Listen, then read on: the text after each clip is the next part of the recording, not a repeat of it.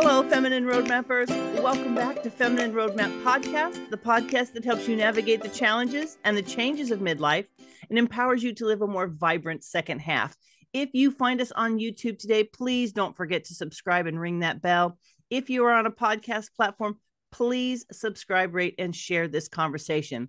Today, we are going to be talking about midlife and how by the time we get to midlife, a lot of women have that feeling that they've lost themselves and they've given so much of themselves away. When we get a moment to catch our breath in midlife, we find ourselves confused and unsure of who we are and what we want to do next. So my guest today empowers women to find their way back to themselves. My guest is Sheree Clark. She's a midlife courage coach. Sheree, thank you so much for being with me today. Oh, it's my pleasure, Gina. Thanks for having me. I would love to know what brought you to this mission and message. Why are you passionate about helping midlife women find their way back to themselves? Well, for starters, I myself am a midlife woman, which for context, I will share with you, maybe TMI, but I'm 67 and I still call myself midlife, and I will until I draw my last breath. I don't use terms like elderly and senior and that type of thing. I think that women are midlife when they decide that they're midlife. Usually that's sometime around the 40s. And then it keeps going because we don't know when the middle of our lives are and we don't know where the end of our lives are. So let's just call it midlife. So that's part of it you kind of get. The courage part, because I'm a midlife courage coach, is that I have found in my own lifetime that when I've wanted to up level what I'm doing, when I've wanted something more or greater or better for myself, it's taken courage to get that. And when I say that, sometimes it means like courage to apply for the new job or to go after the promotion, courage to step forward and start a conversation with someone that you've wanted to meet. But oftentimes it's also the courage to look inside and be able to say to yourself, what is it that I want? Who the hell am I? And why am I here? So when it comes to things of that level, why wouldn't I be excited? Though that's the best place to play. I agree. And I've said this probably 100 times because I do have a midlife podcast and I'm always talking to women about midlife, is that we bring so much to the table in midlife, don't we? Amen to that. It's funny because when I talk with women and I'm curious, I'll say, "How young are you?"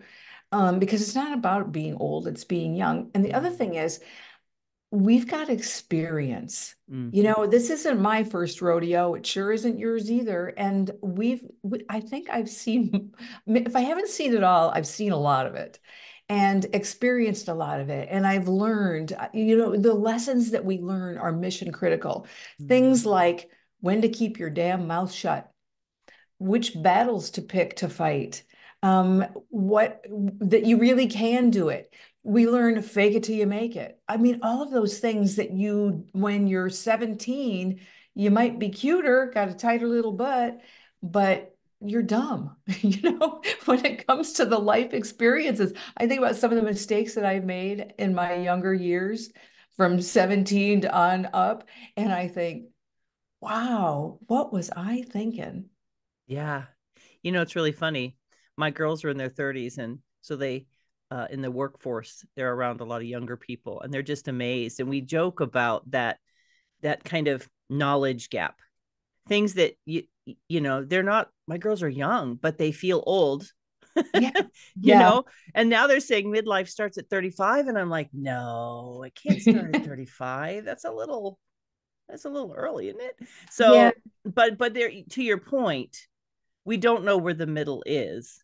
And right. I really appreciate that perspective that, it could be we still have another, 30, 40 years to go. Here's my thing that I say again another 100 times is from 18 to 48 is 30 years, right? That's like a lifetime. We've raised our kids, we've had the jobs, we've built the businesses. And then 48 to 78 is the entire lifetime again, but with all of the knowledge from 18 to 48. So I think as women, it's helpful for us to remember, oh yeah, I've done, like to your point, I've probably seen most of it. I can probably figure this stuff out. Right, exactly. And all of the crap that came before hasn't killed me yet, so I'll just keep going. What are some of the principles that you use to help women find their way back? How do you help them build a GPS? So the very first place that I start is to hotwire ourselves back to who we are and getting your mind and body and spirit in congruence and alignment. The body tells us a lot of things. And if you think even about the expressions that we use, like made me sick to my stomach, Mhm. it made my heart ache. You're a pain in the ass. I've got the weight of the world on my shoulders. Yeah. We talk in a language that includes our bodies, but sometimes we divorce ourselves from our bodies. We forget. We Yeah. zoom out, and it's understandable. Many of us have experienced trauma. I think it's safe to say that everybody has experienced some level of trauma in their lifetime. Hmm. And so the beginning part that I like to do is get everybody to have a calmer sense of self, Yeah. and to be able to look into your heart and say, what is it that you want? And a lot of times that takes some time to get there, because it's been a really long time since anybody has asked you. When was the last time somebody asked and listened to Mhm. the question, what is it that you really want? What's in your heart? Somebody might ask, but they're not really listening. So what do you want? You know, like, and so to be asked that question, a lot of times I can tell that I'm working in the right zone when I ask the question and then I'm listening and it's clear that I'm listening, and the person before me gets emotional because it's like dying of thirst and being offered a cool drink of water. It's like you're overcome. So that's the very first place, is to figure out what is it that's missing. And you may not know right away. Even and if you don't know and you have that feeling and that emotion, and some people may have it even just listening to us talk, they might go, "Oh my God, she's right. If anybody would ask me, what is it that you really want, and then would listen, other than my therapist, who I'm paying a lot of money to, and isn't going to help me anyway necessarily." I'm kidding about therapy. I go to a therapist and I love her. But to me, that's the first place to start. Mm. It's challenging to know what we want sometimes. Where often, I know for me, um, I loved that first 30 years of my life.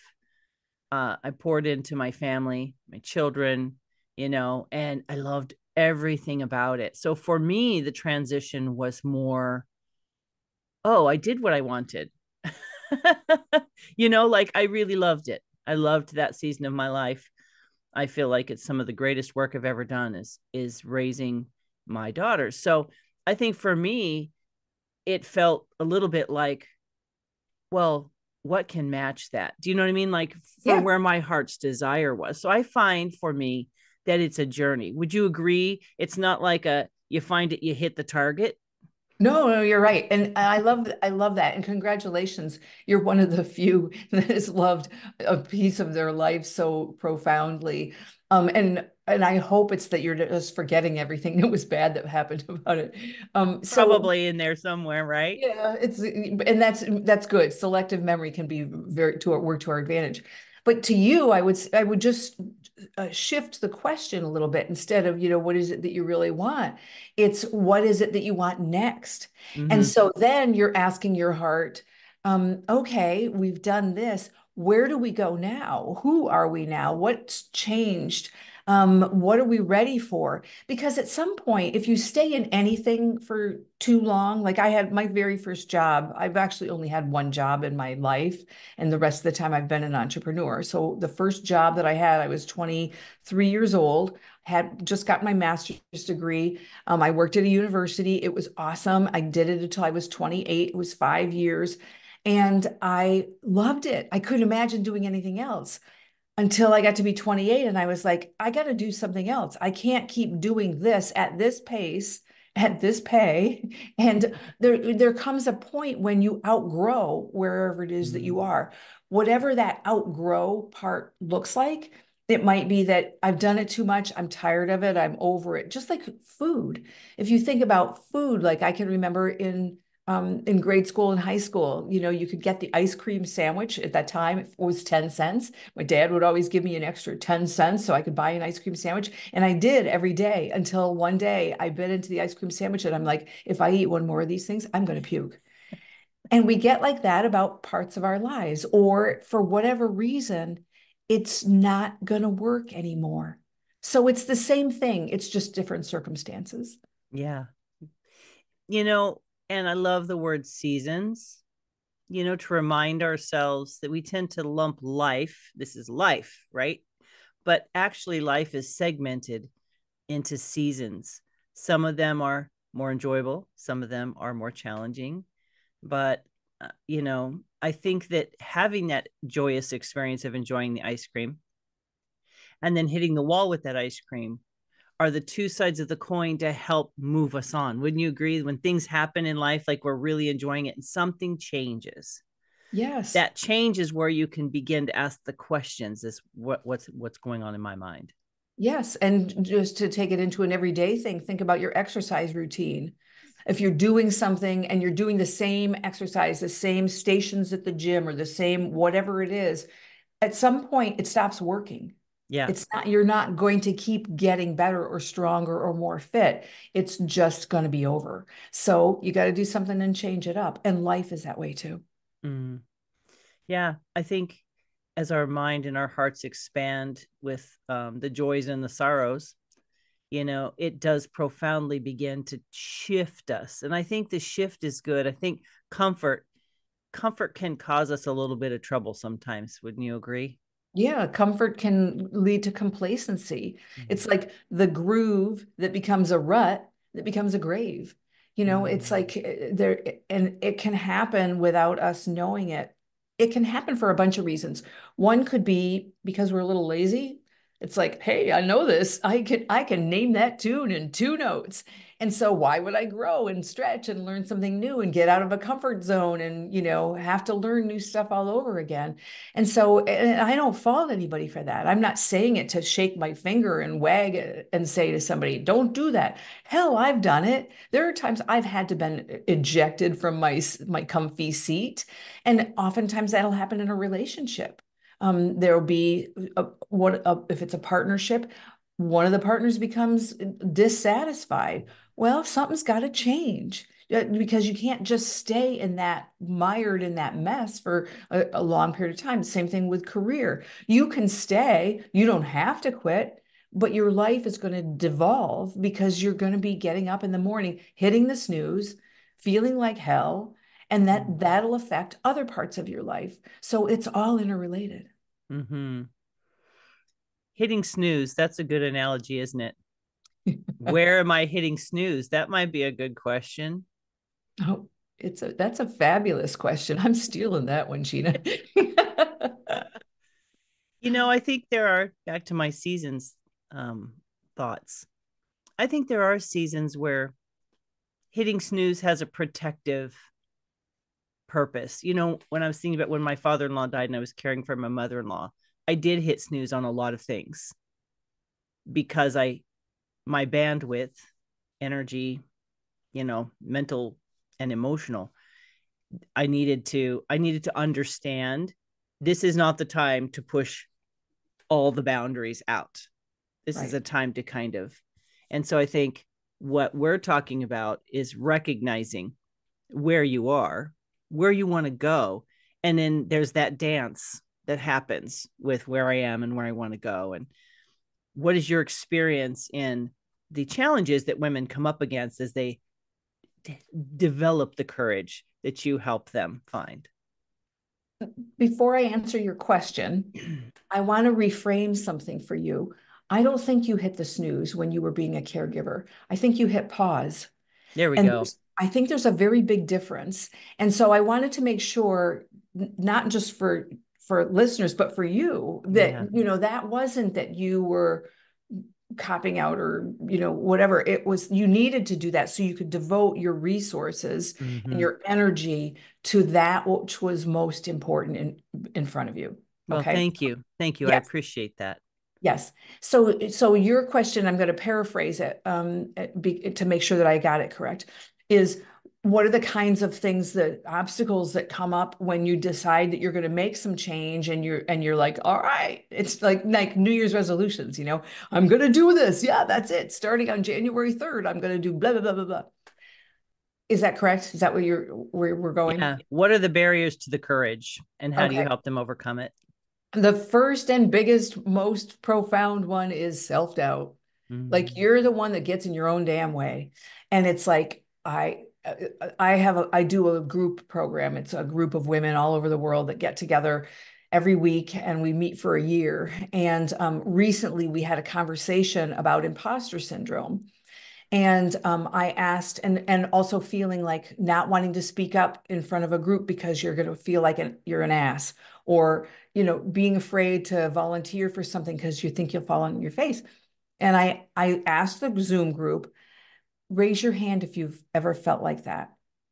And there wasn't anybody that didn't raise their hand. So the biggest is we get in our own ways, and the self-doubt creeps in. I'm too old. Who do I think I am? And those self-doubt messages aren't yours.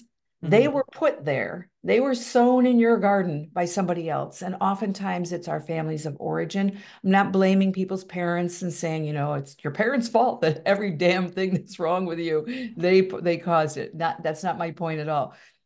But the way that we grow up thinking about things like our values, about things like money, or what is success, what constitutes a good partner, what's a good career path for a woman to follow.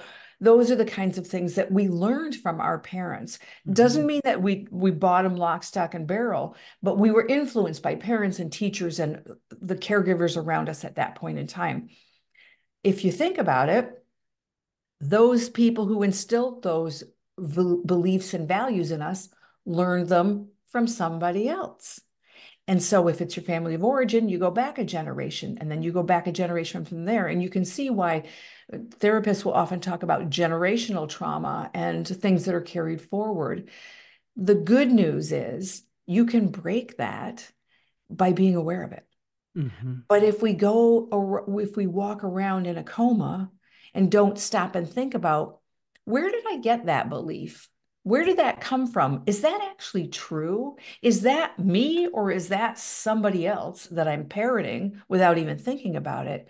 And when you can start to look at things that way, then you can begin to pull the thread and unravel where you got all that stupid stuff. Mm-hmm.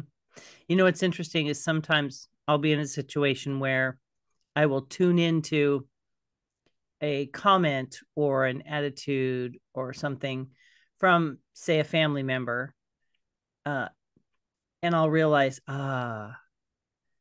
there, that's the shadow of maybe this thing that I wonder, why do I feel this, or why do I believe this, or why do I struggle with this? Not the blame thing, like you said, but just that awareness Right. of the trickle down effect of the Yeah. people around us, because we're basically open basins to the people that we're in relationship with, pouring in. But what are we pouring in? What do we have a nice filter for those things, or are we just an open container? And I think as children we're an open container, and we learn as adults. Well, we need to learn as adults. I don't know that everyone has, but the goal in healthy relationships is to learn to have a filter, even for those that are, let's say, healthier or more whole in our lives. Because I think it's in that, there's a verse in the Bible that talks about as iron sharpens iron. It's talking about when you're walking through your journey of faith, and how as believers come together, we challenge each other, and we challenge our thinking. And that's the visual that's in my head right now, that when we're in relationship, and let's say relatively healthy, because no one's 100%, right? Right. We do sharpen each other. We kind of knock those rough edges off, or we, maybe clarify some of the dull areas. And I think it's important to be in community when you're going through this, but the right kind of community, so that our basin is being filled, to your point, not with the junk, but with the fresh waters of truth and healthy and whole thoughts and ideas. Yes, and let me jump on that and say there's a quid pro quo to that as well. So yes, we need to be able to be open and receive and challenged and so forth. And then we have an obligation to those we love to do it Yep. back Hmm. lovingly Yeah. and to say, do you realize, or are you aware, or I've noticed a pattern. Not never like this, but always like this. Right. Right. And then we know that we are doing as we should.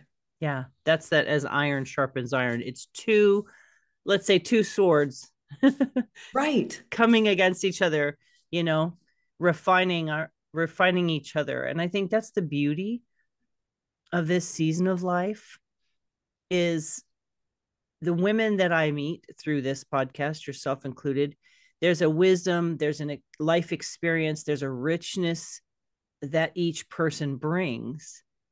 And we rub off on each other a little bit. We help each other think a little bit differently. And I think as we lose track of ourselves, a lot of the times I feel like women have lost track of their own intentional relationships and friendships.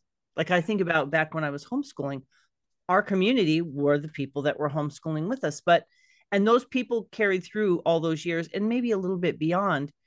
And I did sort of choose those people. It's like in high school, right? When you go to school, it's like you're in that group, but you didn't necessarily choose. You choose from the group you're given. And I think as an adult, you have this opportunity to go, ooh, I get to like choose. I think it's so important for us to tap into that in this season of life because I think a lot of women have become isolated. Is that something that you found? Yeah, and the isolation, well, the pandemic didn't help, and we Right. all we won't spend any time on that because Thank enough you. time has been taken away from us because Yes. of that event. But yeah, absolutely. And part of it has to do with that whole thing that I spoke of earlier with I don't want to speak up because I'm going to sound foolish. I don't want to go to that event. I don't know what to wear. I Mm-hmm. don't, it's that whole the self-consciousness that takes away self-confidence. And so, yeah, and then you do become isolated. And also, let's not forget that at this stage in life, many of us are divorced or widowed. Certainly, a Mm-hmm. lot of us are empty nesters. And so, that the nuclear family that was so important that we insulated sometimes against the world for, which is perfectly appropriate in certain places, that's gone. The reason to be that way is no longer exists. And like, now what? Right. Yeah. Mm-hmm. I think that now what is a really powerful question. I just love this conversation around connection and friendship because I think as we develop courage, it's easier to develop courage in community. And I think someone like yourself who focuses on courage as a coach, um, it may be a paradigm shift for someone to think, oh, I need a coach to find courage. And I think it's important for people to understand that an outside perspective can help us process through and think through some of these things. Because sometimes when people are close to us, they want us to be happy, they want us to feel good. You know, it's harder for them to push back, maybe. And Yeah. so, how do you, as a coach, how are you different than, say, a community member of someone who's trying to figure these things out? Well, you gave a little preview of the trailer of the movie there just a second ago, because the big thing is your coach, your spiritual guide, your therapist, whoever it is that you choose to be on a journey with, doesn't have a horse in your race the same way that somebody in your family does, or even your best friend. So let's use a hypothetical example. My best friend may decide that she wants to go move to California to pursue career or something. I don't want my best friend to move to California. For Pete's sake, I live in Iowa. I don't want her to go away and leave me. So when she asks me what I think, I'm tempted to say, "Oh, I don't know. Have you read the news about California? They got a lot of fires out there. They got earthquakes. They got all kinds of weird stuff. You don't want to go to California." And I love her and I want the best for her, but I want the best for me too. So remember that sometimes people don't have pure intentions, and it's not on purpose. They're not setting out to sabotage you. It's just that it's hard for them to see. So that's a big part of it. So the other thing about a coach or anybody that's been trained in this kind of work, what my favorite thing to do, I'm like Columbo. I look for clues, I look for patterns, I listen to words, just like earlier in the conversation when I made the distinction with you between snooze and pause. Mm-hmm. That hopefully for somebody listening, maybe for you, it's like, oh, yeah. Sometimes it's a, oh, yeah, about watching the words that you use or thinking about, but sometimes it's a mic drop, mind blowing, holy cow. Yeah, that's, it's like, I wasn't seeing it that way. And so I think that's the biggest part, and allowing that to happen. The other thing is, the final thing I'll say about that is, if I make a correction to a client, we're in a relationship where they're expecting that, or I'm challenging them. I might say, well, Gina, I think you're using a word you don't mean to use. If that were your partner or your spouse, you might get PO'd and be like, don't be correcting me on my vocabulary. You're not listening. Nobody's going to say that to me, their coach. They're paying me money. They realize I have their best interest at heart, and they'll be more likely to give me a nod and go, you've got a point there. Mm-hmm. Well, and receiving when we're seeking that course correction, that direction, all of that, it does put us in a different frame of mind, which might bring us to the point of that's a good way to go into this season of life of trying to figure out what's next, is shifting the mindset to learning, to Yeah. being curious, investigating, not looking for a hard answer per se, but trying to figure out exactly, and this is interesting. What if I tried this?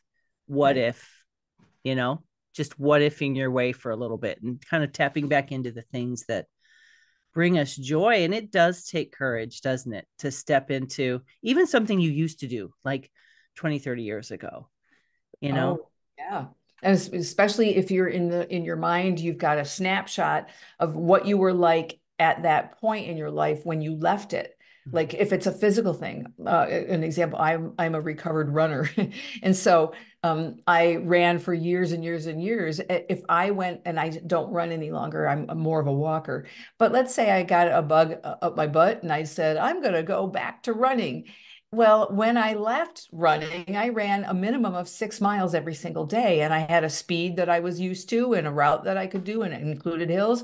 If I went right now and tried to do that, well, we wouldn't be having this conversation. So, so you can't expect to be that person. And it's not just the physical capabilities, it's all the things that you've picked up and learned and the experiences that you've had. You're a different person today than you were certainly 10 years ago. Yeah, hopefully, right? That's right. And in my case, thank goodness. So I can resonate with that, thank goodness, for myself as well. I think that's the beauty of this process of being curious and investigating. We get to honor those parts of ourselves that have grown, those parts of ourselves that have changed. And it's an encouragement, isn't it, to look back and see where we've grown and changed, because it reminds us of our resilience. It reminds us of our ability to continue to do those things going forward. It's not like, oh, I did that. And now, because I feel like, if I may side note this, there are certain ideas about aging that are not empowering. right. It's like you have to accept a certain dormancy. You have to accept a certain inability. And I'm not talking about playing football, being a prima ballerina. I'm just talking about there's subtle messaging out there that makes you think you have to accept certain things about aging and just fade off into the sunset. Right. But I Yeah. found through women that I've met through the honor of having a podcast where I get to talk to women who are even 10 years older than you that are like, that is not the way I'm going out. And I'm living proof. You know what I mean? Like it is a choice. We do have limitations sometimes in our health and things, but I'm talking about what happens in our mind. And that's really what you're doing for people. You're Yes. shifting this 2, 3 inches. So the rest of them will move in a new direction. Am I right?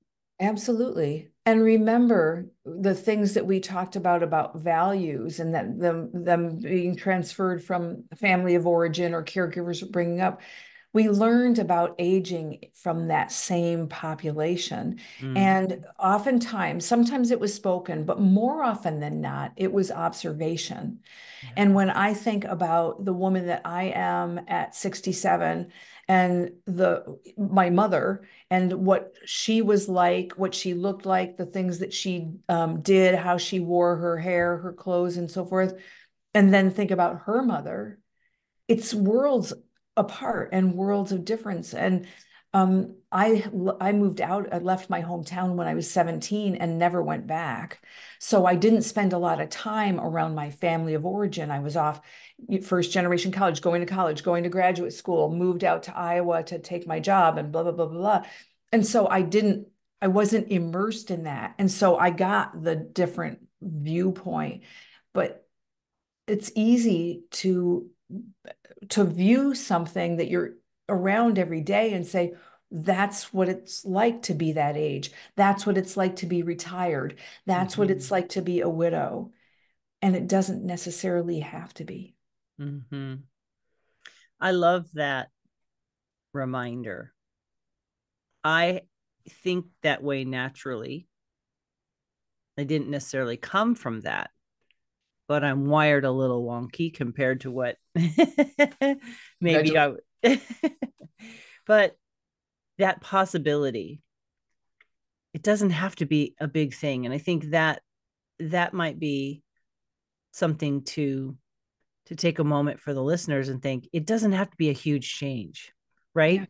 It's the baby steps, baby steps. It's not like, okay, if you don't just upend your life and change everything, you're not really taking action. Do you know how Oh, there's kind of that aggressive, what change looks like out there? yeah.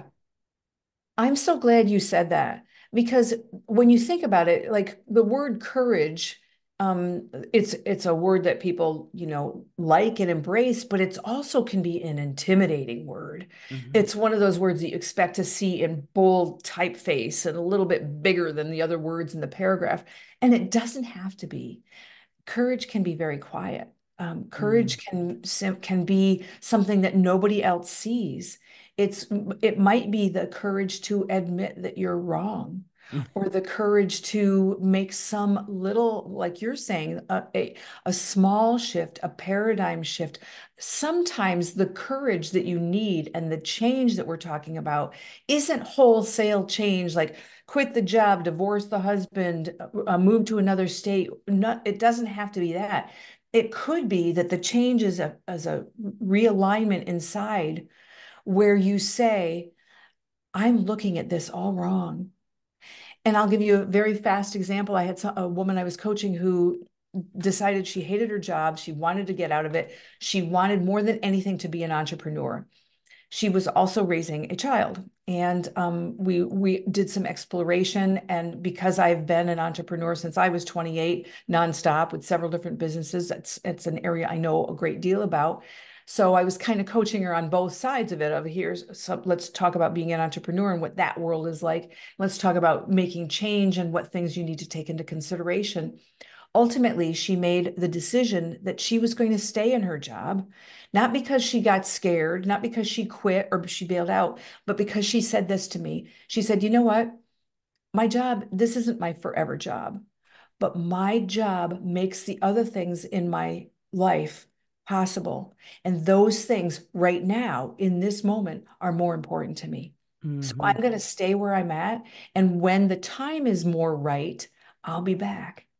And she has courage because she had the courage to take a look at it as her life isn't just one thing. This marriage sucks. I got to get out of it, or this job, or whatever.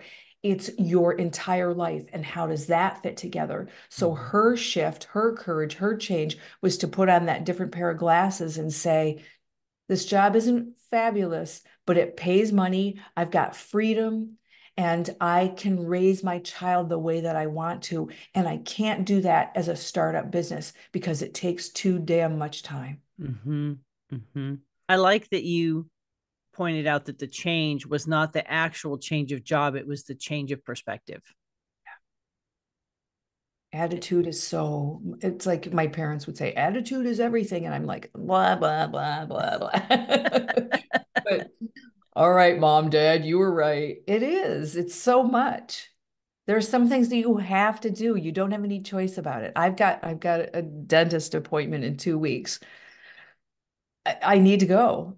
And so I can go with dread and a knot in my stomach, or I can go with, okay, I only have to be here 46 more minutes. And then I Yes. can leave. And almost zoom out when we're doing these things and really looking at, like this woman did, right? Yep, What's the bigger picture here? What are right. the gains from this decision? Yes, the drawback is I hate this, right? I hate going to the dentist. But why do I go to the dentist? I don't And want to lose these. right, exactly. It's a, like you said, it's back to that perspective and really thinking about, it takes courage for some of us to go to the dentist, or it takes courage for some of us to change jobs or to ask for the raise or to reach out and make a new friend, right? Trying something new. Courage comes in all shapes and sizes. And I find that when we have just a little bit, right? We don't have to be warrior princesses all the time. Right. Although, wouldn't that be cool? You Yeah. know, I don't know. It sounds exhausting. We need to refuel too. I yeah. mean, I'm talking about courage and making changes and doing these things and examining. But let me also say, because you prompted it, there's a place for rest too. Mm-hmm. And I'm not saying complacency, although once in a while, complacency may not be a bad thing. Once in a while, it's okay to just sit back and go, I love where I'm at. And it's you had that period of time in your life and it's you savored it. You loved it. It's part of who you are. Mm-hmm. So don't be in a hurry to get out of it. Mm, that's a good thing to remember. Even the difficult things, being in a hurry to get out of it. I'm reading through a book right now. I also have it on Audible.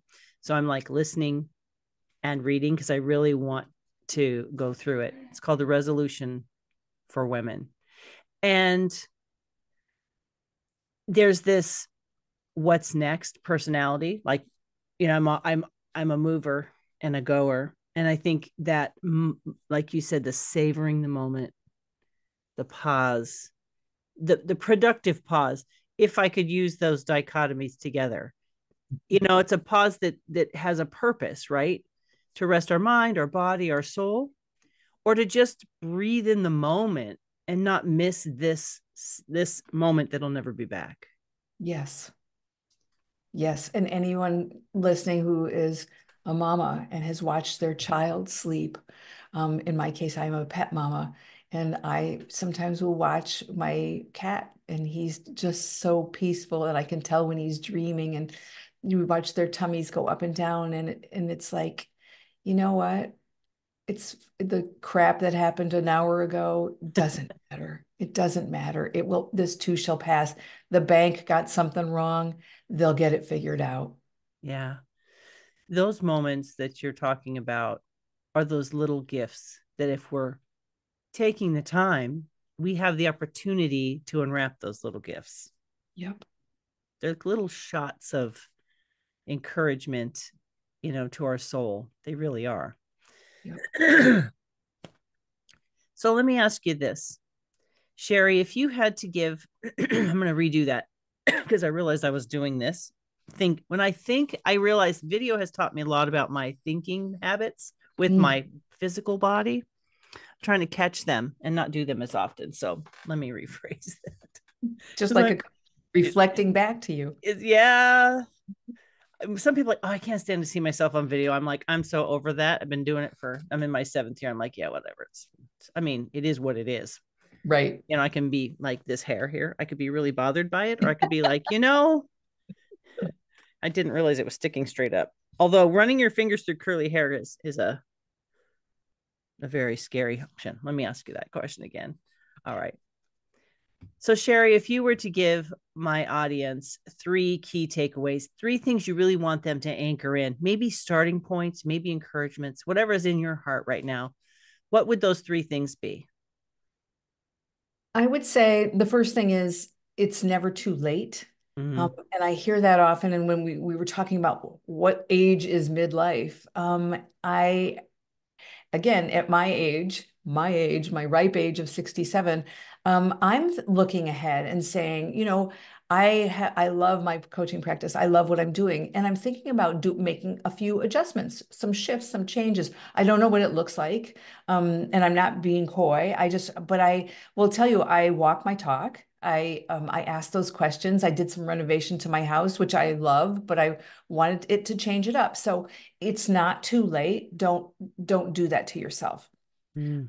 The second one would be remember that you have people around you who love you, and that sometimes the advice or the suggestions or what they view as support that they offer to you may or may not be what you need at that moment. We talked about having a horse in your race. So remember when you're thinking about making change, particularly if it's a major one, or if it's one that's intimate to you, or it's one that's very private, or it's one that seems very scary, do yourself a favor and keep your own counsel, at least in the beginning. Um, I think that that's smart, that those ideas, those notions, those plans, those dreams are fragile.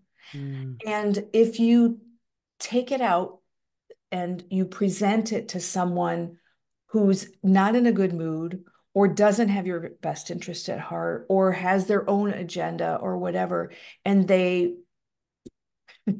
spit on it or poo poo or even ask you a question, that side eye question with the eyebrow raised, it can be like a balloon being pricked by a needle, and it can deflate your idea and set you back.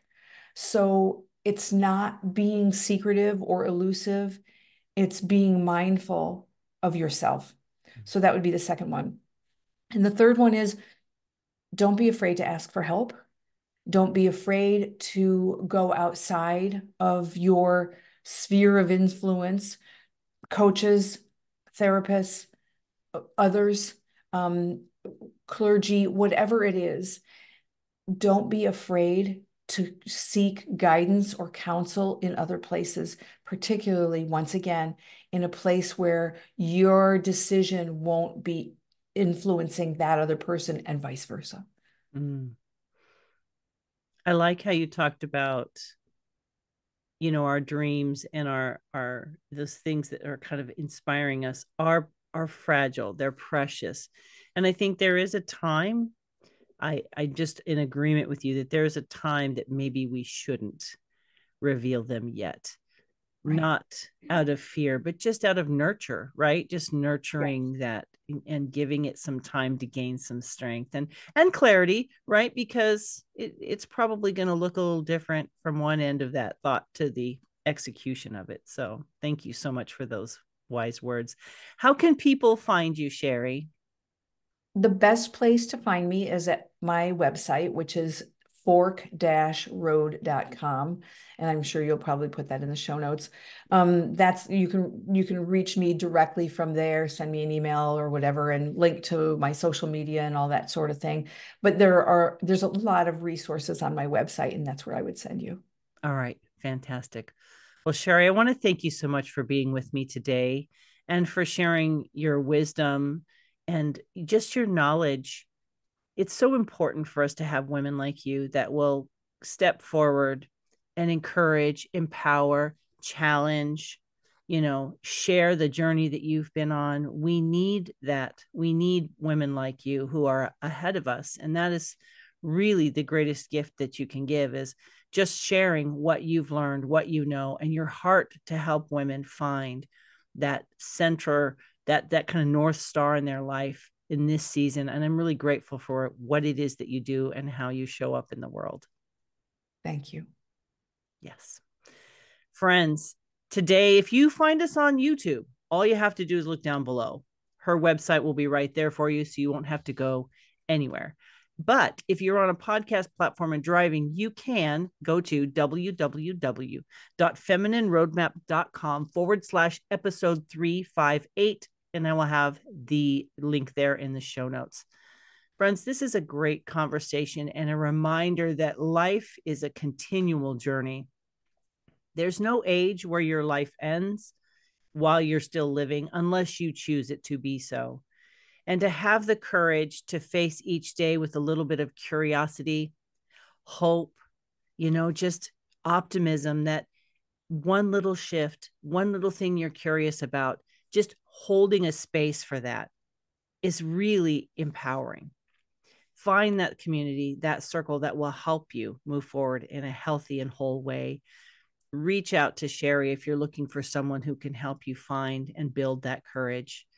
Friends, midlife and beyond is what we choose to make it. We get to decide how we live this life.